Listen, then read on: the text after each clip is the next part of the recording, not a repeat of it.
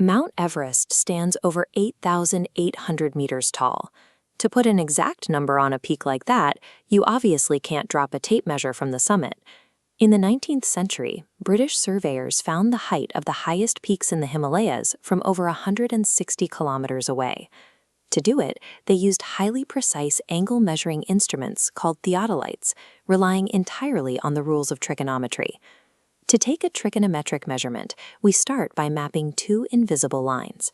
First, imagine a perfectly straight horizontal line shooting out from your eye level. Second, trace the actual path your eyes take to look at the top of an object. This is your line of sight. The angle trapped between those two lines measures that upward tilt. In trigonometry, we call this the angle of elevation. The process is similar if you are looking down from a high place.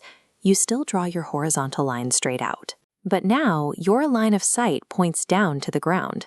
The space between them forms the angle of depression. If someone is standing on the ground looking back up at you, your horizontal line and the ground are exactly parallel. The line of sight cuts straight through them both.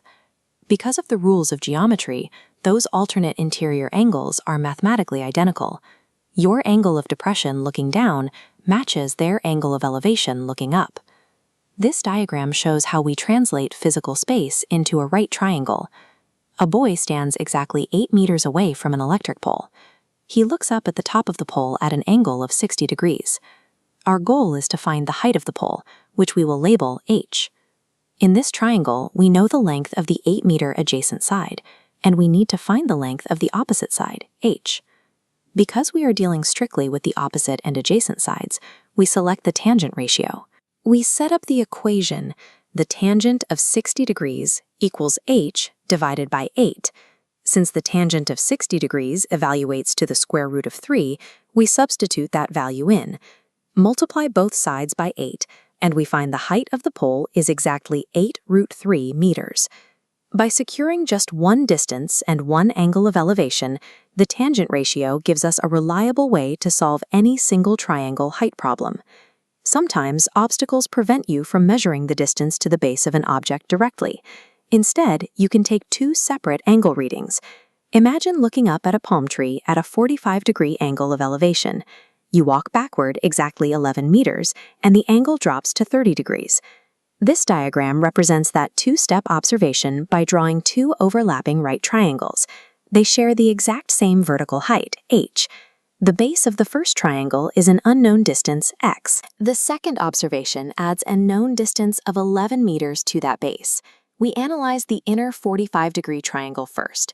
The tangent of 45 degrees equals h over x. Because the tangent of 45 degrees is simply 1, this initial equation reveals that h is exactly equal to x. Next, we look at the larger triangle. Its angle is 30 degrees, and its total adjacent side is 11 plus x. The equation becomes the tangent of 30 degrees, or 1 over the square root of 3, equals h divided by the total quantity 11 plus x. We now have two equations describing the same scene. Pause the video. Try to use the relationship from the first triangle to replace the unknown x in the second triangle and solve for h. Let's do it together. Because h equals x, we replace x with h in our second equation. We multiply to clear the fractions. Next, we group all the h terms on one side and factor h out of the expression. To isolate h, we divide both sides by root 3 minus 1. After multiplying the top and bottom by root 3 plus 1 to rationalize the denominator, we arrive at our final calculation for the tree's height. Notice one crucial detail. Our entire geometric model started at the observer's eye level. To find the true height of the tree from the base of the trunk, you must add the physical height of the observer back into your final mathematical answer. When you understand how these triangles map onto our environment, you start to see them everywhere. Trigonometry is simply the geometric code underlying the physical spaces we walk through. To tackle any heights and distances problem, follow this exact progression. Translate words into a clear diagram, identify the geometric relationship, build your equation, and calculate the solution.